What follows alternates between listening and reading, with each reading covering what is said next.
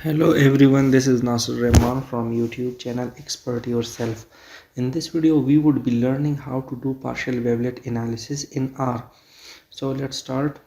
First, import our R codes.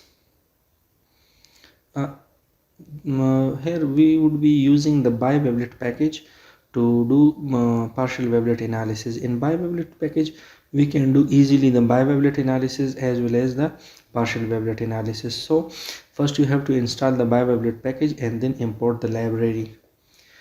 If your data is in Excel form, here you can see there the biwavelet package is loaded. Now if your data is in Excel form and you want to import it directly, therefore for this you have to import this read Excel package. For plotting, ggplot2 and gg45. Now let's import our data. Let's have a check at our data.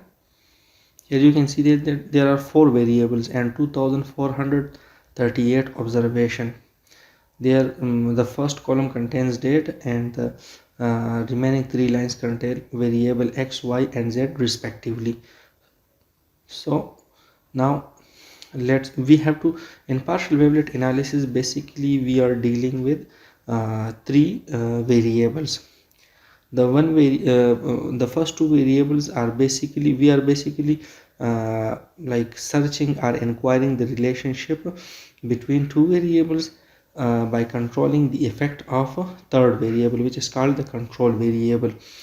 So first let's first create the time series or array or a matrix of y on this line of code. Now time series 1 and time series 2. So you can clearly see that there are 3 variables r which is in form of array or matrix form, t1, t2 and y.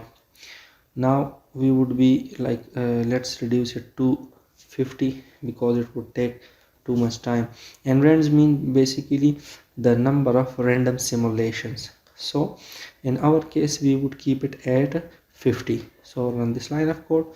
Now it is worthy to keep in mind that first you have to make your data stationary. So if your data is not stationary, then you would face problems while you are doing biwavelet analysis or partial wavelet analysis. Therefore it is it is ideal case that you should first check for stationarity and non-stationarity. If your data is non-stationary, then you have to make it stationary. And once you deal with the stationarity and non-stationarity issue, then you have to check for the missing values in your time series, the time series that you are dealing with. If your any of your time series contains any missing even if it contains a single missing value, then you won't be able to run partial wavelet coherence analysis in R. So let's first check for our in my case I have already calculated the stock return, log stock returns, by which my data is already converted into stationary form. Now I have to check for missing values. So in time series 1 there is no missing value, in time series 2 there is also 0 missing values, and in time series y there is also 0 or no missing value. So my data is ready for partial wavelet analysis. This is the main line of code through which here the order of the variables matter. The first two basically we are y and t1 are basically the first 2 variables are 2 time series are matrices, and the control variable is basically t2. So we are searching or inquiring the relationship between these 2 variables, which is y and t1, by controlling or keeping t2 as control variable.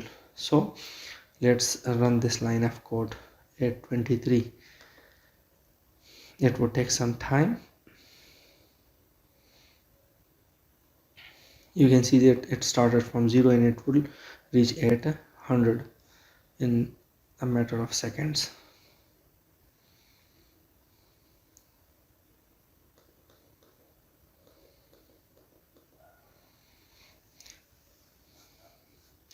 Basically, partial wavelet analysis and biwavelet analysis, most of the codes are same.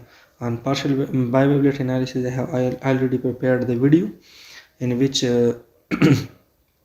I have explained these, like the code at that starts from line number 28. These things are explained pretty much there. So for explanation, you can for explanation of these codes, you can watch my previous video, which pertains to the biwavelet analysis. So in line number 27, we would be defining the outer margins and the inner margin. Now in this case, you can see that the result of the partial wavelet coherence is already added to our global environment, and it reached at 100%, and it has already reached at 100%. Now we are going to draw or graph our results.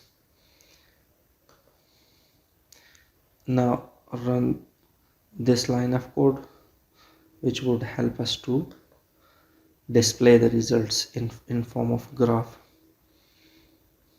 In this area you would see, yeah, here you can clearly see that this is the partial wavelet coherence between x versus y, and keeping the z or the last variable as control variable.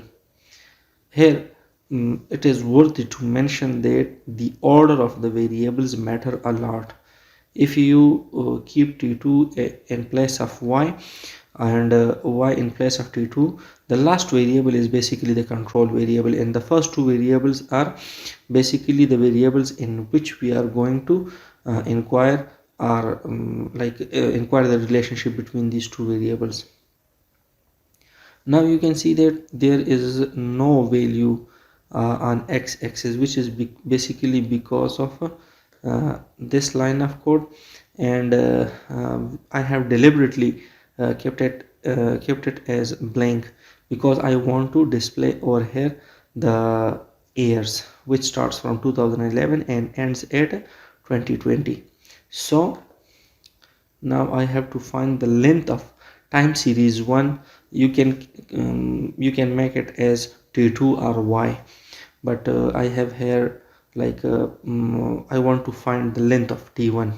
So run this line of code, and this code would depict the number of years on x-axis. So run this code, and